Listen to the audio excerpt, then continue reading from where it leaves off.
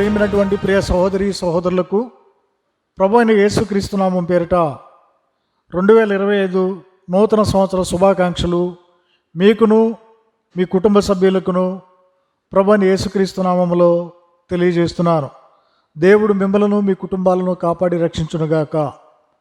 మీ యొక్క పరిశుద్ధ గ్రంథములు తెరిచి ఉంచవలసిందిగా కోరుచున్నాను. ద్వితీయోపదేశ కాండము 11వ అధ్యాయము 11వ వచనం చదువుకుందాం. మీరు నది దాటి స్వాధీనపరుచుకున్నట్టుకు వెళ్ళుచున్న దేశము కొండలు లోయలు గల దేశము, అది ఆకాశ వర్ష జలమును త్రాగును, అది నీ దేవుడైన యెహోవా లక్ష్యపెట్టే దేశము.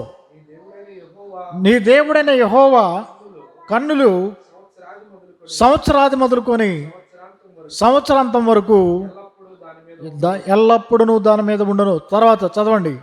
కాబట్టి మీ పూర్ణ హృదయంతోనూ మీ పూర్ణ ఆత్మతోనూ మీ దేవుడైన యెహోవాను ప్రేమించి ఆయనను సేవించవలనని నేడు నేను మీకు ఇచ్చుచున్న ఈ ఆజ్ఞలను మీరు జాగ్రత్తగా విని ఎడల నీ దేశమునకు వర్షమును అనగా తొలకరి వానను కడవరి వానను దాని కాలమును కురిపించదును. అందువలన నీవు నీ ధాన్యమును నీ ద్రాక్షరసమును నీ నూనెయు కూర్చుకొందువు. హల్లెలూయా. నీ దేవుడైన యెహోవా నేత్రాలు లక్ష్యపెట్టే దేశమై ఉండాలంట. ఆయన లక్ష్యపెట్టేది ఎప్పుడంటే ఆయన మాటకు లోబడినప్పుడు. నీ దేవుడైన యెహోవా నేత్రాలు సంవత్సరాది మొదలుకొని సంవత్సరాంతం వరకు దాని మీద ఎల్లప్పుడూ ఉంటాయి. కాబట్టి దేవుని బిడ్డలారా, ఆ దేశము పాలు తేనెలు ప్రవహించే దేశము. ఆ దేశంలోకి మనం వెళ్ళాలంటే మొట్టమొదటిగా మనం ఏమన్నాడంటే మీరు నది దాటి వెళ్ళాలి. నది దాటి వెళ్ళిన తర్వాత మాత్రమే ఆ యొక్క పాలు తేనెలు ప్రవహించే దేశంలోకి మీరు వెళ్తారంట. అంటే నదిని దాటకపోతే పాలు తేనెలు ప్రవహించే దేశం మనకు దొరకదు. కాబట్టి అడ్డుగా వచ్చింది ఏంటంటే వాళ్ళకి నది అనగా లోకమునకు సాదృశ్యము.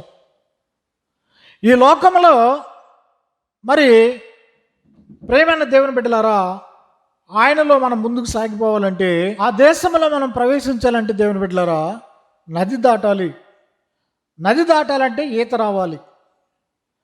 ఆ యొక్క నదిలో అనేకమైనటువంటి ప్రమాదాలు ఉంటాయి. ముసళ్ళు ఉంటాయి, ముళ్ళకంపలు ఉంటాయి, పాములు ఉంటాయి. వాటన్నిటినీ జయిస్తూ ఈదుకుంటూ ఆ అవతల ఒడ్డుకి చేరాలన్నమాట. ఆ ఒడ్డుకు వెళ్ళేటప్పుడు అతడు నీరు మింగకుండా ఆ నీరును ఊదుతూ కాళ్ళు చేతులు ఆడిస్తూ వెళ్ళినప్పుడు మాత్రమే అవతల ఒడ్డుకి చేరుకోగలుగుతాడు. అట్లాగే ఆ యొక్క కానాను దేశము అనేది పరలోక రాజ్యానికి సాదృశ్యంగా మనకు కనబడుతుంది. ఈ లోకము ఒక నదితో సమానము. ఈ నదిలో మనం భక్తి జీవితంలో సాగిపోవాలంటే ముళ్ళు లాంటి మనుషులు ఉంటారు,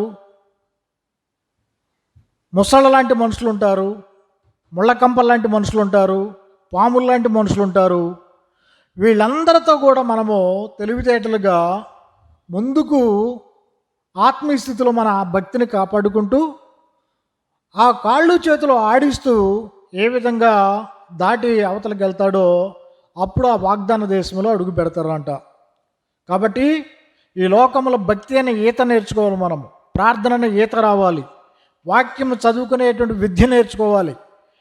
అలా ఉన్నప్పుడు మనం అన్ని విషయాల్లో ముందుకు సాగిపోతామని ఈ యొక్క వాక్యం ద్వారా మనం నేర్చుకుంటున్నాం. అది ఆ దేశంలో కొండలు లోయలు కలిగిన దేశం అంటది. కొండలు దేనికి సాదృశ్యాన్ని ఇస్తున్నాయి అంటే ఎత్తైనటువంటి అనుభవాన్ని చూపిస్తున్నాయి. అట్లాగే మనము ప్రార్థనలో దేవుని సహవాసములో ఎత్తైన అనుభవం కలిగి ఉండాలి. బండ మీద కట్టబడిన అపోస్తుల పునాది లాంటి భక్తి మనకు ఉండాలి. కొండ మీద కట్టబడినటువంటి ఇల్లు ఎంతో స్ట్రాంగ్గా ఉంటుంది, బండపైన కట్టినటువంటి గృహము. అలాగే యేసుప్రభు వారు అంటున్నాడు, మీరు ఇల్లు బండ మీద కట్టినటువంటి ఇల్లును పోలి ఉండమన్నాడు దేవుడు. అది ఎలాంటి గాలి వానలు వచ్చినా పడిపోద్దని ఆ వాక్యం సెలవిస్తుంది. కాబట్టి ఆ యొక్క కొండ ఎంతో గొప్ప మరి స్ట్రాంగ్గా నిలబడినటువంటి భక్తిని మనకు చూపిస్తుంది. దేవునిలో మనము ఎత్తైన భక్తి కలిగి ఉండాలంట, సవాసం కలిగి ఉండాలి. అలాగే లోయలు మనం తీసుకున్నట్టయితే లోతైనటువంటి ప్రార్థనా జీవితము, భక్తి జీవితం మనకు కలిగి ఉండాలి. అలా ఉన్నప్పుడు దేవుని బిడ్డలారా, ఆ దేశం మీద ఆయన నేత్రాలు ఉంటాయంట, ఆయన లక్ష్య పెట్టే దేశం వర్ధిల్లుతుందంట. కాబట్టి ఆయన మాటకు లోబడి ఉండాలి. కాబట్టి ఆయన మాటకు ఈనాటి కాలంలో క్రైస్తవ బిడ్డలు లోపడతలేదు. ఈ క్రిస్మస్ పండుగ ఎంతో చక్కగా వైభవంగా చేసుకుంటారు. అలాగే జనవరి 1 కూడా ప్రపంచం అంతా ఎంతో ఘనంగా చేసుకుంటూ ఉంటారు. ఈ యొక్క జనవరి మరి పండుగ రోజు మరి లైట్లు పెడతా ఉంటారు, స్టార్స్ పెడతారు, మరి ఇల్లు డెకరేషన్ చేసుకుంటారు. చాలామంది ఏం చేస్తారంటే ఈ యొక్క పండుగ వస్తుందని చాలా ప్రాముఖ్యత ఇస్తారు. ఈ పండగలో భక్తిలో సాగిపోయేటువంటి విధానంలో ముందుకు చూడరు, కానీ ఒక 3 రకాలైన కార్యాలు మాత్రము భక్తులు కొంతమంది చేస్తూ ఉంటారు. అదేంటంటే ఒంటి పండగ. ఒంటి పండగ అంటే ఒంటికి డెకరేషన్ చేసుకోవటం, రకరకాల బట్టలు కొనుక్కోవటం, గోరింటాకులు పెట్టుకోవటం, పూలు పెట్టుకోవటం, నగలు పెట్టుకోవటం, మరి లిప్టిక్లు వేసుకోవటం, రకరకాలైనటువంటి గంగిరెద్దు అలంకరణ చేసుకోవటము. కొంతమంది ఒంటి పండగ చేసుకుంటారంట. మరి కొంతమంది ఇంటి పండగ చేస్తారంట. ఇంటి పండగ అంటే ఇంటికి రంగులు వేయించడం, బూజులు దులుపుకోవటం, మరి లేక ఇల్లు చాలా డెకరేషన్గా చేసుకుంటూ ఉంటారు. కానీ వారి హృదయంలో ఉన్న బూజుని ఏమాత్రమూ తొలగించుకోరు. హృదయంలో ఉన్న బూజు ఏంటి? శరీర కార్యములనే పాపములు. వాటిని మనము దులుపుకోవాలి. బూజు, ఇంటికి బూజుని ఎట్ట మనం దులుపుతున్నామో మన ఆత్మ కూడా సైతానుడు బూజు పట్టిస్తూ ఉంటాడు. శరీర కార్యములనే పాపముల ద్వారా వచ్చేటువంటి ఆ యొక్క బూజు అనే పాపం మనకు తయారవుతూ ఉంటుంది. తర్వాత పంటి పండగ. పంటి పండగ అంటే చాలామంది ఏం చేస్తారు దేవుని బిడ్డలారా, రకరకాల వంటలు చేసుకుంటారు. తినము, త్రాగుము, సుఖించము.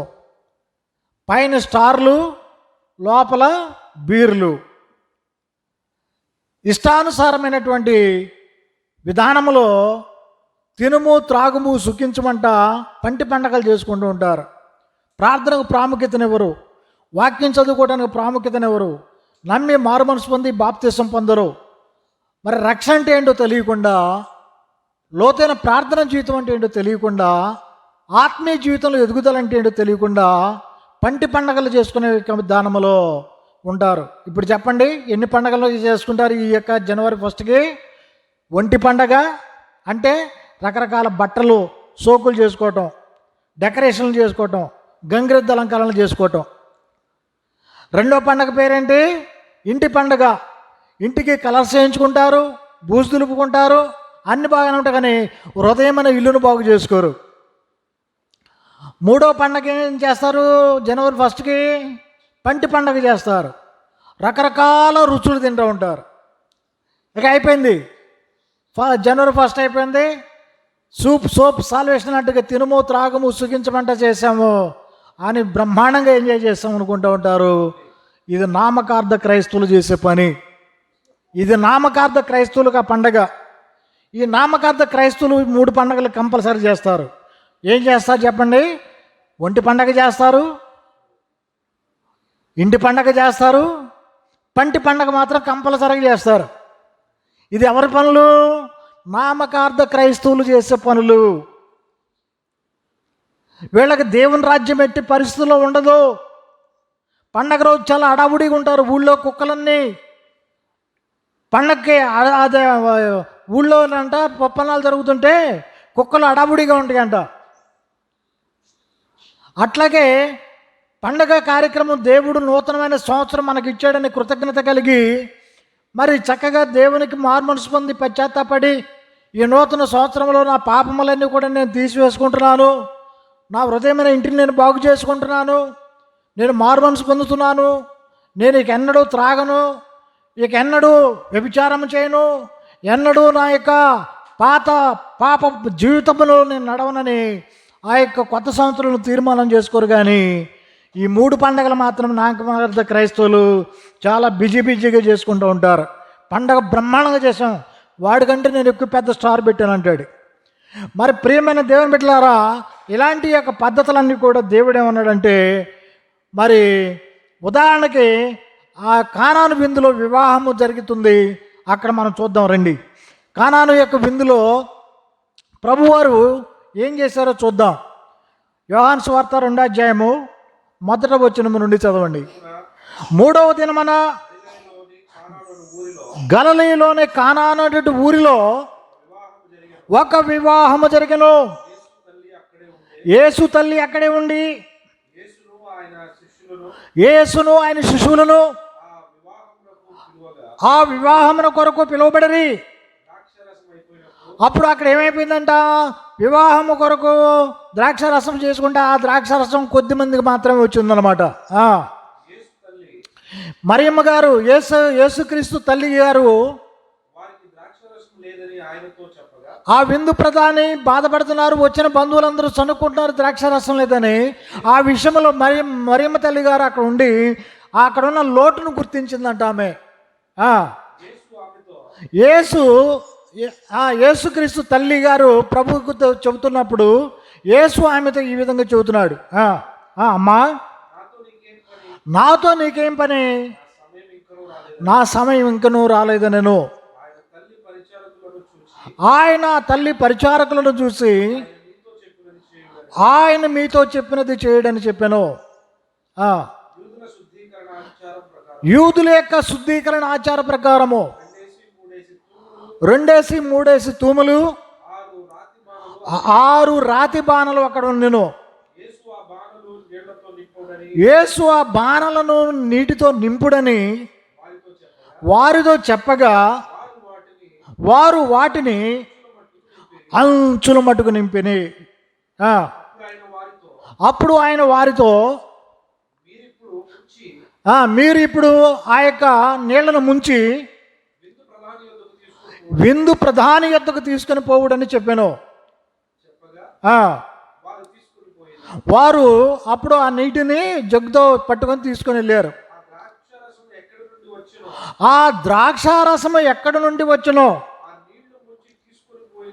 ఆ నీళ్లు తీసుకొని పోయిన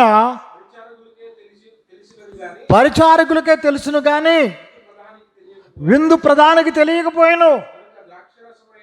కనుక ద్రాక్షారసము అయిపోయిన ఆ నీళ్లు రుచి చూచినప్పుడు ఆ విందు ప్రధాని పెండ్లి కుమారుని పిలిచి ప్రతివాడును మొదట మంచి ద్రాక్షారసమును పోసి జనులు మత్తుగా ఉన్నప్పుడు జబ్బు రసం పోస్తారు కదా. మరి ఇప్పుడు దాకా మీరు ఏం చేస్తారంటే మంచి ద్రాక్షారసం అటు పెట్టుకున్నారు.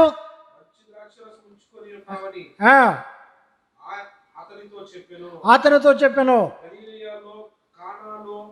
గలిలయలో కానాను యేసు క్రీస్తు ప్రభువారు మొట్టమొదటి క్రియను చేసి తన మహిమను బయలుపరుచుకొనెను. చాలు.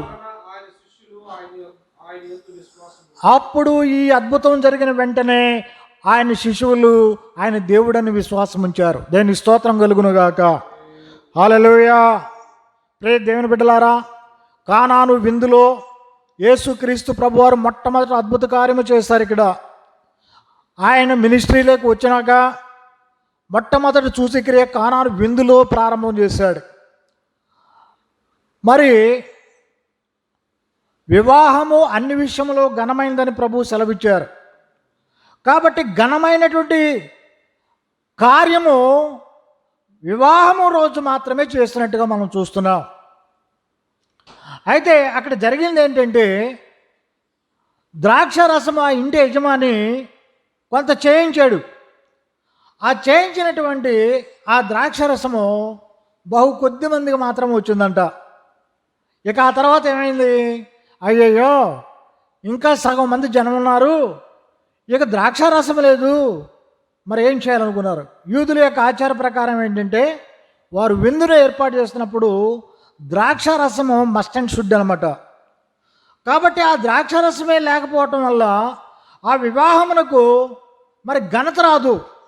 అందువల్ల దేవుని బిడ్డలారా, ఆ విందు ప్రధాని బాధపడుతున్నాడు. ఎప్పటికప్పుడు నేను ద్రాక్షారసం ఎలా చేయగలను, ఎలా తెచ్చుకోగలనని ఆయన బాధపడుతున్నప్పుడు, అప్పుడు యేసు ప్రభు వారు తల్లి అక్కడుండి ఆ లోటును గుర్తించి ఆ మరియమ్మ తల్లి గారు ఏం చేస్తారంటే యేసు ప్రభు వారికి చెప్పారు, అయ్యా మరి నువ్వు దేవుని కుమారుడు కదా, దేవుడు నీకు మహిమలు ఇచ్చాడు కదా, నువ్వు చేయగలవు కదా, కాబట్టి నీ మహిమను చూపించే ద్రాక్ష రసము మరి ఏర్పాటు చేస్తే మంచిదయ్యా అని తల్లిగారు మరి తన కుమారుడని యేసు ప్రభు వారికి చెప్పారంట.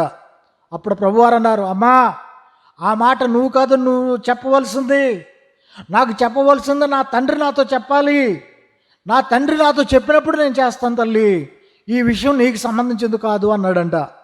అయినప్పటికీ ఆ లోటు ఆయన గుర్తెరిగాడు. తల్లి చెప్పిన మాటను దృష్టి ఉంచారు, ప్రజలు పడుతున్న ఇబ్బందులు గుర్తించాడు. ఆ విందు ప్రధాని లోపల కృంగిపోవటం గమనించాడు యేసుప్రభు వారు. అప్పుడు ఏం చేశాడంటే యేసుప్రభు వారు ఆ రాతి బాణలు లెక్క చూశాడంట. రాతి బాణలు అనేవి యూదుల యొక్క ఆచరణ ప్రకారముగా మరి రాతిని తొలపించి బాణలు చేపిస్తారు. వారు వివాహాలకు ద్రాక్షరసం చేయాలంటే చేసేవాళ్ళు ఆ రోజుల్లో. కానీ అవన్నీ ఖాళీగా ఉన్నాయి, అక్కడ దుమ్ముతో ధూళితో ఉన్నాయి. పాత తిత్తులు ఎప్పుడో ద్రాక్షరసం తయారు చేసి ఉండొచ్చు, ఆ తిత్తులన్నీ కూడా దాంట్లో ఉన్నాయి. మరి అవన్నీ కూడా వారు బాగు చేసినప్పుడు ఆ బాగు చేసినటువంటి ఆ తొట్టిలో అక్కడ పెట్టినప్పుడు యేసు ప్రభు వారు అన్నారు, ఆ యొక్క తొట్టిలో బాణల్లో నీళ్ళని నింపండి అని చెప్పాడు. చూసారా దేవుని బిడ్డలారా, ఆ రాతి బాణలు 6 అనగా నరుని సంఖ్య, 7 దేవుని సంఖ్య, 6 ధర్మశాస్త్రాన్ని చూపిస్తుంది. ధర్మశాస్త్రంలో గతంలో తాగిన ద్రాక్షరసము, దాంట్లో తాగిన ద్రాక్షరసం మత్తు ద్రాక్షరసాలు తాగారు గతంలో వాళ్ళు, మత్తు పానీయాలు తాగారు. అయితే యేసు ప్రభువారు వచ్చినాక ఆ మత్తును క్లీన్ చేయించాడు. అక్కడ ఆ పాత వాటిని కడిగించాడు. ఆ పాతవి కడిగబట్టి క్రొత్త నీరు దాంట్లో నింపమని దేవుడు చలవిచ్చాడు. దేవునికి స్తోత్రం. కాబట్టి దేవుని బిడ్డలారా, పాత తిత్తుల్లో కొత్త ద్రాక్ష రసం పోయిరు కదా అని అంటాడు. కాబట్టి ఆ పాత తిత్తులన్నీ కూడా కడగబడ్డాయి. అక్కడ ఆచార సంబంధించినటువంటి పాత జీవితము కడగబడాలి, ధర్మశాస్త్రమైనటువంటి పాత నిబంధన సిద్ధాంతము కడగబడాలి, ధర్మశాస్త్ర సంబంధమైనటువంటి ఆచారాలు కొట్టివేయబడాలి. కాబట్టి కొత్త సంవత్సరంలో క్రొత్త ద్రాక్షరసము చేసినట్టుగా క్రొత్త సంవత్సరంలో దేవుడు నీకు క్రొత్త జీవితం ఇవ్వాలంటే నీ హృదయమైనటువంటి బాణలు కడగబడాలి.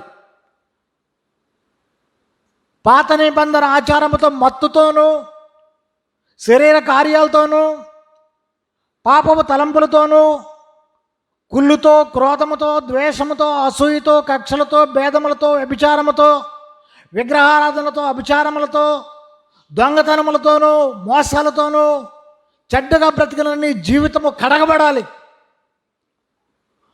కడగబడినప్పుడు జీవజలమైన వాక్యము అనే నీరు నీ హృదయంలో నింపబడినప్పుడు ఆ నీరు ప్రభు ఆజ్ఞాపించాడంట, ఆ నీరన్ని ద్రాక్షారసం అయిపోవునుగాక అని చెప్పాడు దేవుడు. దేనికి స్తోత్రం. నీరు ద్రాక్షారసం అయిపోమని ఎప్పుడైతే చెప్పేశాడో యేసయ్య, అమృతంలాగా మారిపోయినాయి అంట నీళ్ళన్నీ. దేనికి స్తోత్రం కలుగునుగాక. నీ హృదయంలో ఈ కొత్త సంవత్సరంలో ఒంటి పండగలు మానేయాలి, పంటి పండగలు మానేయాలి, ఇంటి పండగలు మానేయాలి, ఆచార క్రైస్తవ సంబంధించిన నుండి నామకార్థ క్రైస్తవ బ్రతుకులు మార్చుకోవాలి. ఫుల్లుగా తిరి త్రాగటం కాదు, త్రాగుబోతులుగా వ్యభిచారులుగా జీవించడం కాదు, పాత నిబంధన ఆచారంతో నడవటం కాదు, కానీ పాత నిబంధనలో లోపము లేని ఎడల క్రొత్త నిబంధన రానవసరం లేదని మరి అపోస్తలుడైన పౌలు గారు మనకి వాక్యం బోధిస్తున్నారు. కాబట్టి పాత తలంపులు మనం ఎప్పుడైతే కడుక్కుంటామో, నీళ్లను ద్రాక్షారసముగా మార్చినట్టుగా దేవుడు నీ జీవితంలో అద్భుతాలు చేస్తాడు. నీ అప్పుల బాధలు తీరుస్తాడు, నీ రోగములను దేవుడు బాగు చేస్తాడు, నీ కుటుంబంలో ఉన్న సమస్యలు ఆయన సరిచేస్తాడు, ఉద్యోగము లేని నిరుద్యోగం బ్రతుకుని ఆయన బాగు చేస్తాడు, దరిద్రతలో బ్రతుకుతున్నటువంటి నీ జీవితమును, దరిద్రులను పెంట కుప్పల నుండి ఆయన పైకి లేవనెత్తుతాడు. దిగులుతో విచారంతో నశించిపోతున్న నీ జీవితాన్ని ఆయన కృంగిన వారిని లేవనెత్తుతాడు. ఆ విందు ప్రధాని మొదట ద్రాక్షరాసంపై నేను నవ్వులుబోలైపోతానేమో, బంధువులు నన్ను చిన్నచూపు చూస్తున్నారు, అయ్యో నేనేం చేయాలని తలదించుకున్నాడు, సిగ్గుపడుతున్నాడు. కానీ యేసు ఆ వివాహంలో ఉన్నాడు కనుక లోటు సరిచేశాడు. అతను తలెత్తుకునేవాడుగా చేశాడు దేవుడు. తను తలదించుకున్నాడు, అవమానము, అది యూదులకి అపచారము. ఆ ద్రాక్షారసం లేకపోతే ఆ లోటును ఆయన సరిచేశాడు అక్కడ ఉండి. దేవునికి స్తోత్రం కలుగునుగాక. ఆ విందు ప్రధాని అంటున్నాడు, మొట్టమొదటిగా జగ్గుతో ఆ నీళ్ళను ముంచుకొని తీసుకొని వెళ్తుండగా ఆ ప్రధానమంత్రికి రుచి చూడమని మొట్టమొదటి ఆయనకే ఇచ్చేటప్పుడు అది కొద్దిగా ఆయన త్రాగి చూడగా మధురముగా ఉందంట ఆయనకి. దేవునికి స్తోత్రం. హల్లెలూయా. ఆయన దిగులంతా పోయింది, ఆయన విచారం అంతా పోయింది, ఆనందం వచ్చింది. శారీరకంగా మానసికంగా ఆధ్యాత్మికంగా ఆయనకు స్వస్థత వచ్చింది. దేవునికి స్తోత్రం. ఘనత కలిగింది ఆయనకి. ఆయన అంటున్నాడు కదా, అయ్యా ముందు త్రాగిన ద్రాక్షరసం అంతా మత్తుతో ఉంది, కానీ ఇప్పుడు త్రాగిన ద్రాక్షరసము చూడగా మధురము వలె ఉంది, అమృతం వలె ఉంది. ఇంటి ద్రాక్షరసం మరి ముందు నుంచి పోతే బాగుండేది కదా అంటున్నాడు. దేనికి స్తోత్రం కలుగునుగాక. హల్లెలూయా. ఆ ఇంటిలో ఉన్న లోటును యేసు ప్రభువారు ఉండి ఎట్లా సరి చేశాడో నీ ఇంటిలో ఉన్న లోటును ఆయన సరి చేస్తాడు.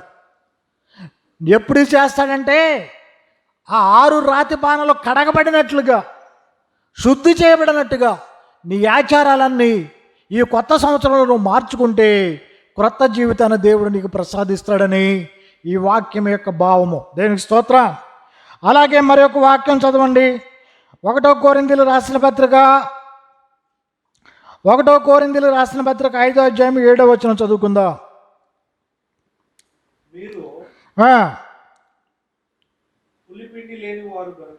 పులిసిన పిండి లేనివారు గనుక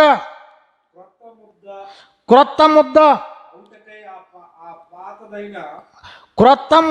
అగుటకై ఆ పాతదైన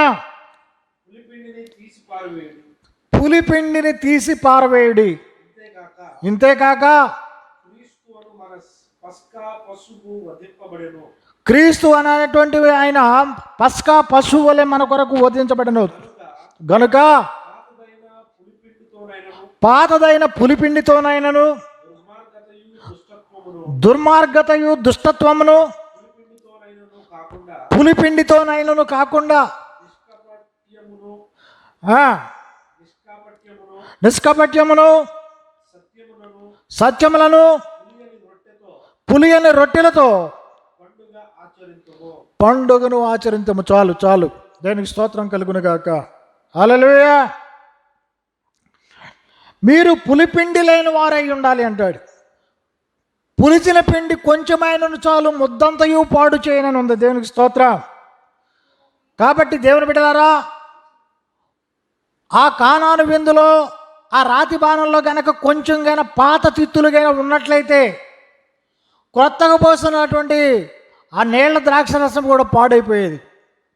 కనుక పాతది కడగబడినప్పుడు క్రొత్తగా నీరు పోసి దేవుడు కొత్త ద్రాక్షరసం చేశాడు.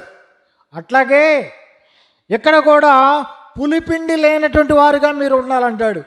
పులిసిన పిండి కొంచెమైనను సరే అది ముద్దంతయు పాడు చేస్తుంది కదా. మీలో ఉన్న భ్రష్టత్వమును, దుష్టత్వమును, మీలో ఉన్న చెడు మార్గములను అలాగే తీసి పారవేసుకొనుడి అంటాడు. దేవునికి స్తోత్రం కలుగునుగాక. కాబట్టి దేవుని బిడ్డలారా, పులిచిన పిండి అనగా పాత నిబంధన, నామకార్థ క్రైస్తత్వము, మనలో ఉన్న శరీర కార్యములనే పాపములు.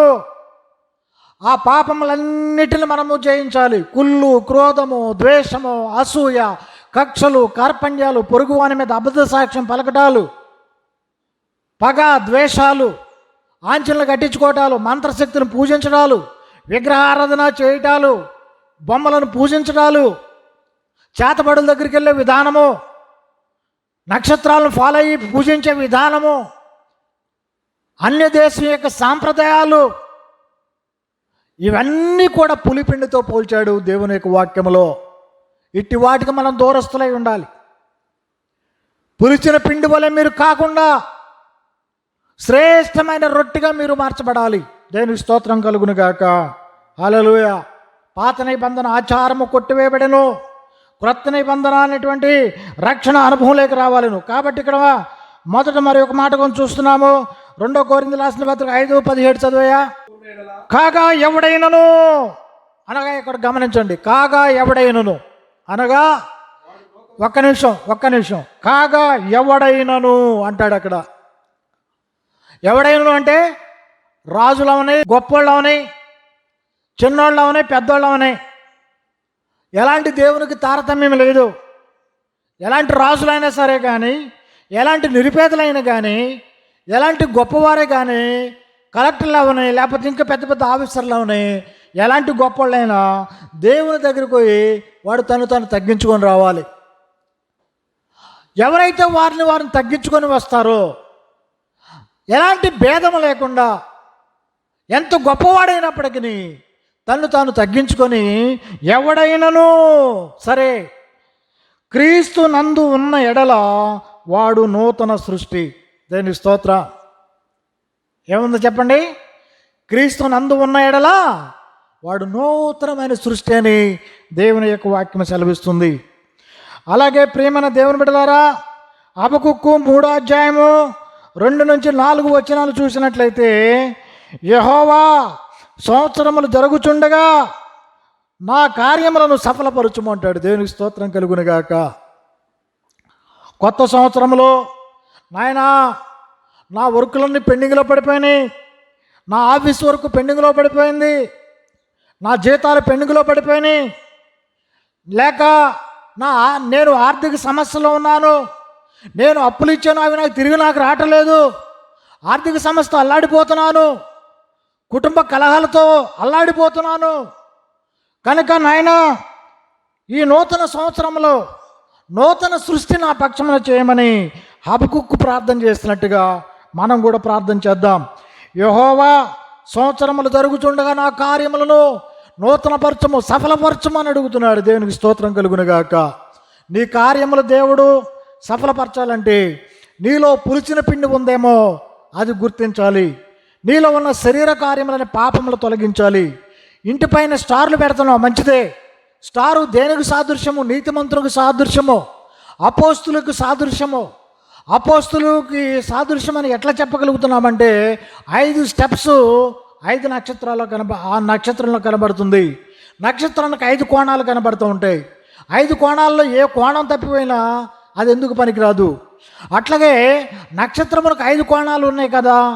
5 కోణాల్లో అపోస్తుల బోధలో కూడా 5 మాటలు ఉన్నాయి. మొట్టమొదటంట వాక్యము వినాలి. రెండో కోణం పేరేంటే వాక్యం విన్న వాక్యాన్ని హృదయంలో చేర్చుకొని ఆ యొక్క వాక్య ప్రకారంగా విశ్వాసం ఉంచాలి. 2, మూడవది పాపములను ఒప్పుకొని విడిచిపెట్టాలి. 4వది యేసుక్రీస్తు నామములో బాప్తిసం పొందాలి. 5వది పరిశుద్ధాత్మను పొందుకున్నప్పుడు నువ్వు నీతిమంతుడు అవుతావు. అప్పుడు ఆ యొక్క స్టారు నీ ఇంటి పైన పెట్టడానికి అర్హత కలిగి ఉంటుంది. ఇట్లా ఏమీ చేయకుండా స్టార్లు మాత్రం లైట్లు, కరెంటు దండగా అనవసరం. ఆ లైట్లు పెట్టుకొని నేను క్రిస్టియన్ మెడలో వేసుకొని తిరుగుతూ ఉంటారు, సిలువులు వేసుకొని. పైన స్టార్లు పెడతా ఉంటారు, లోపల బీర్లు, ఇందువులు, వినోదాలు ఇలా పెట్టుకొని పాడు చేసుకుంటూ భక్తి జీవితంలో చేస్తున్నప్పుడు దేవుడు అట్టి వారిని నేను అసహించుకుంటున్నాను అంటున్నాడు. దేనికి స్తోత్రం. కాబట్టి మరి ఒక మాట కూడా మనం చదువుకుని ముగించుకుందాం. 2 తిమోతి 2:17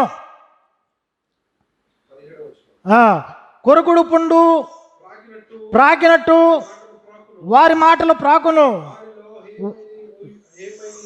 వారిలో హేయమైనవి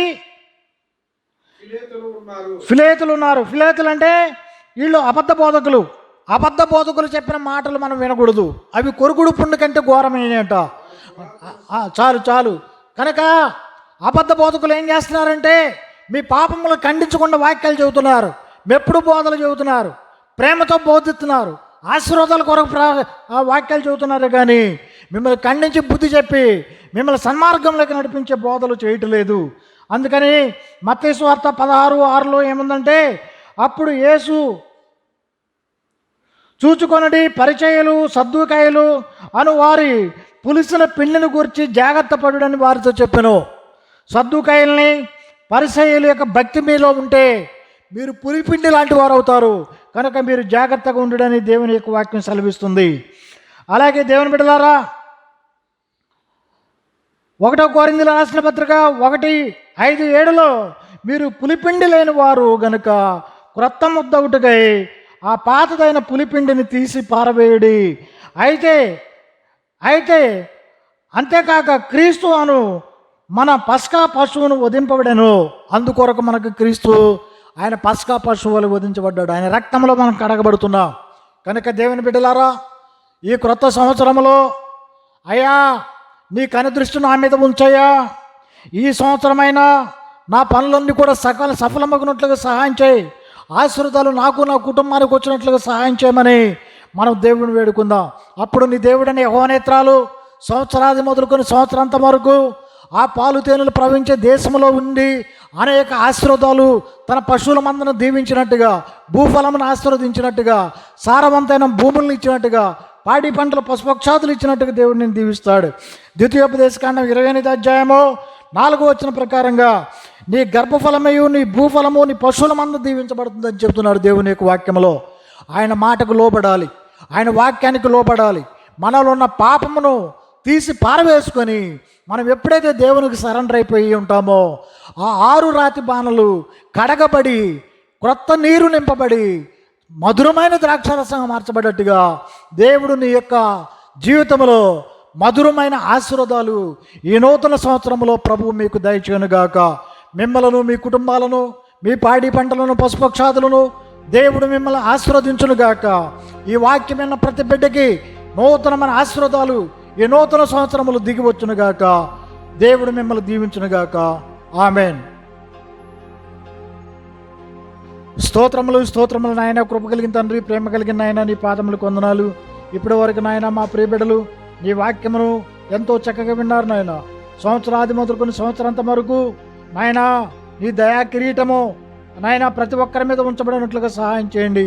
హబకుక్కు సెలవిస్తున్నట్లుగా నాయన సంవత్సరములు జరుగుతుండగా నా కార్యములు సఫలపరచము అని కోరుకున్నట్టుగా నాయన బిడ్డల జీవితంలో వారి కార్యములు ఏమైతే జరగవలసి ఉన్నాయో అవన్నీ జరుగునట్లుగా సహాయం చేయండి.